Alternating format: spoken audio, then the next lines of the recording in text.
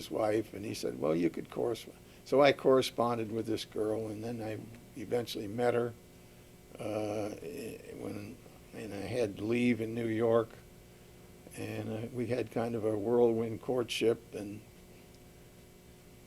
I think about 3 months later we got married. But then I was on shore duty when I got married. After I got off the Buchanan. Actually, I had brought the Buchanan from the Pacific all the way to Charleston, South Carolina. It was going to be decommissioned after the war was over in 1940, late 1945. And then was assigned to New York shore duty. I was at the Brooklyn Naval Shipyard in New York. And I think I was there for about 6 months. I was supposed to be there for at least a year. And there were so many people getting out of the Navy then apparently that they had problems with crewing ships and things. And my shore duty was cut short. I was assigned to the USS Missouri, and which by this time had come around and was on the east coast of the United States after it had been where they had signed the peace treaty in the Pacific.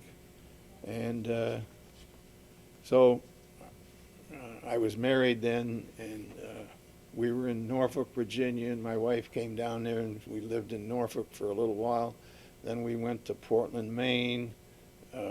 All this time was doing training because there were an awful lot of new people coming into the service then.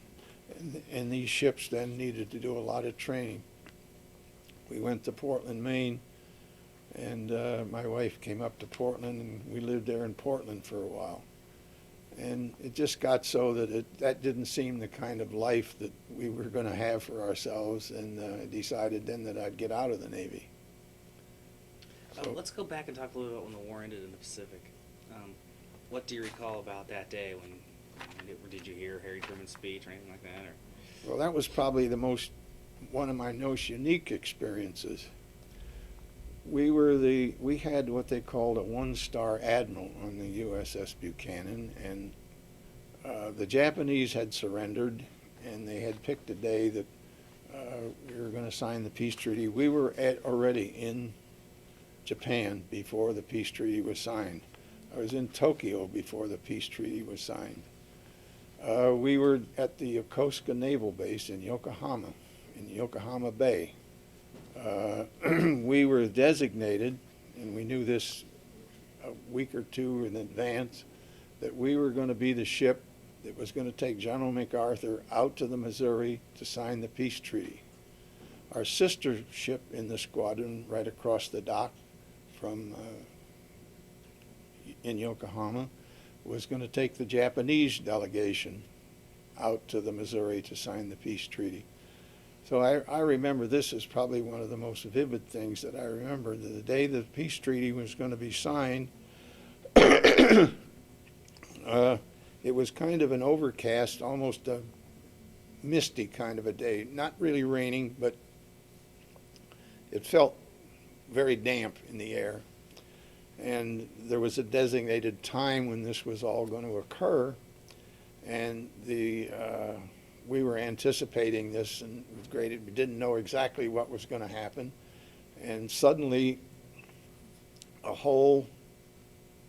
can't remember how many, several companies of airborne troops came marching down this long dock, and they had the most spit and polished looking uniforms on you had ever. I remember this so vividly. I kept wondering, where did they get all this freshly pressed, all these great looking uniforms? And they must have lined this dock for,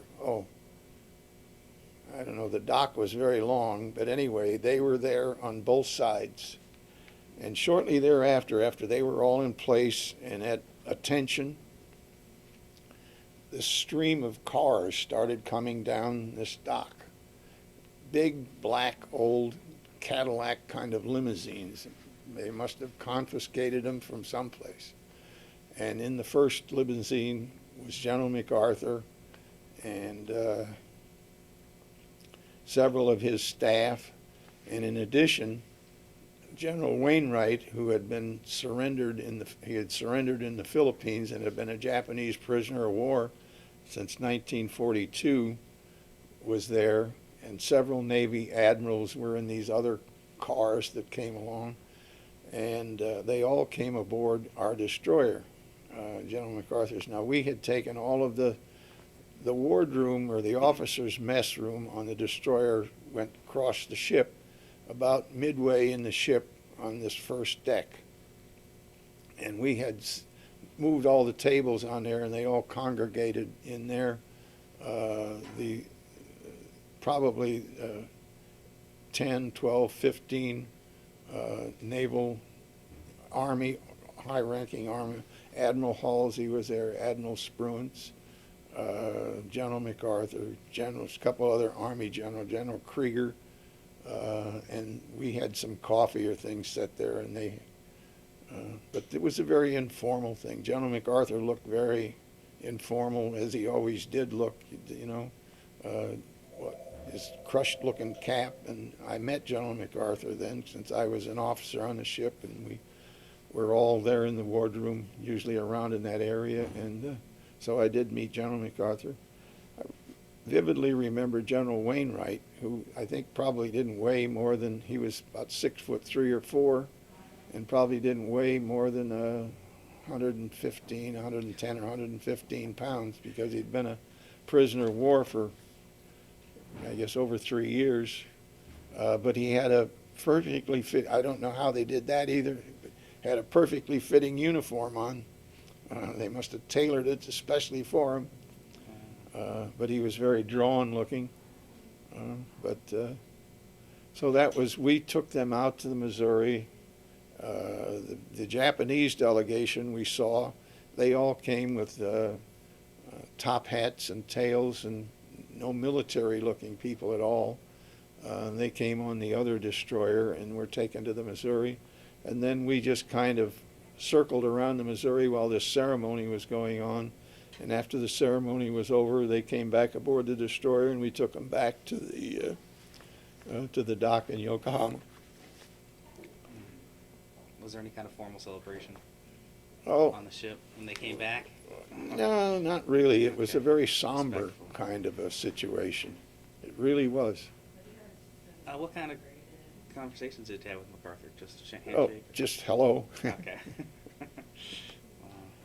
Still Introduce pretty neat. myself. Yes.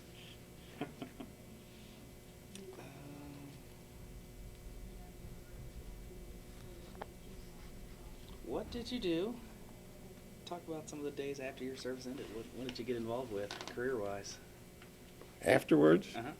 Well, it so happens that during part of this career, another officer on the Buchanan was I think he was a lieutenant commander. He was the executive officer. The commander of a destroyer was usually a full Navy commander. And of course you called him captain, but he was really not a captain. Are we running out of time? No. Okay. 15 minutes. Anyway, he was a reserve officer, and in fact, as I used to play bridge with him and a couple other officers on the ship, and we chatted and what I was going to do, if I'm going to stay in the Navy, and yeah.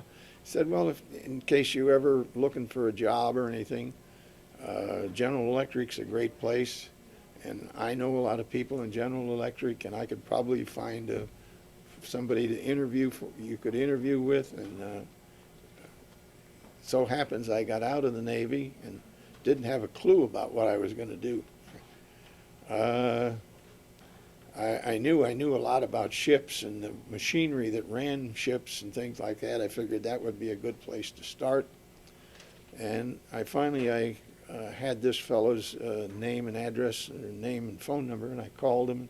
He set up an interview for me with a fellow in New York. And I interviewed with him, and they hired me as a technician uh, that worked on ships, the propulsion part of ships. GE supplied propulsion equipment for ships. They supplied the turbines, supplied the reduction gears and things like that. And I went into a training program then, and that's how I got started with General Electric.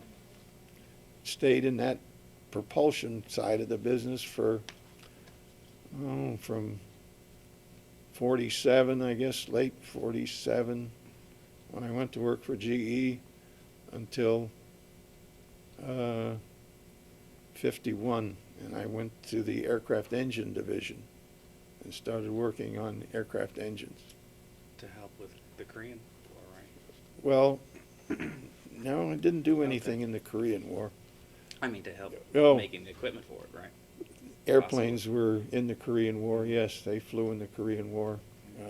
Airplanes that were powered by GE engines, but never went to Korea. No, I knew that, but I just, I guess did you join any veterans organization afterwards? No, I didn't. I didn't join. I've been a contributor to veterans organizations, but I never joined. I was not much of a joiner, I guess. So I never joined any veterans organizations. I had several opportunities to join, but I never have joined like the VFW or the AMVETS or the American Legion. Never joined any of them.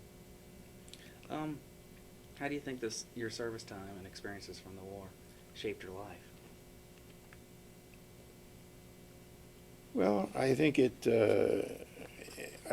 true of anybody that serves in the military. You become a more disciplined person, and it changes your life in that way, in that you probably live a more disciplined life than you might have led. I don't know whether you learn discipline by osmosis or other ways if you've never served in the military, but I think you find that most military people become fairly well organized, and they have kind of a disciplined, things have to fit in neat little boxes or things, and that's I think the most has the most effect on you from serving in the military. Do you have any regrets about anything during that time? Oh, I have lots of regrets. Regrets that the biggest regret I have is that when the war was over and we first came back to San Francisco in 1945, I had accumulated a significant amount of money because I hadn't been able to spend any money in 2 or 3 years.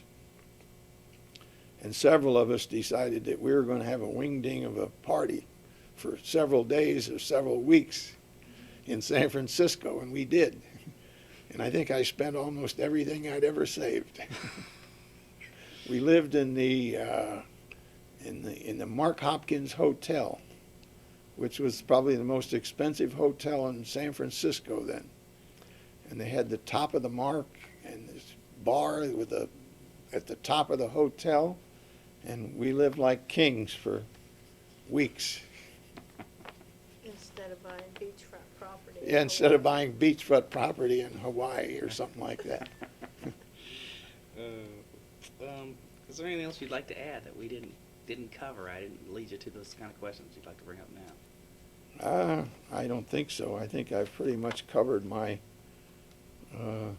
naval career and found it very interesting. I hadn't really thought about it until I've thought about it off and on. I haven't really talked much about it to any of my children even.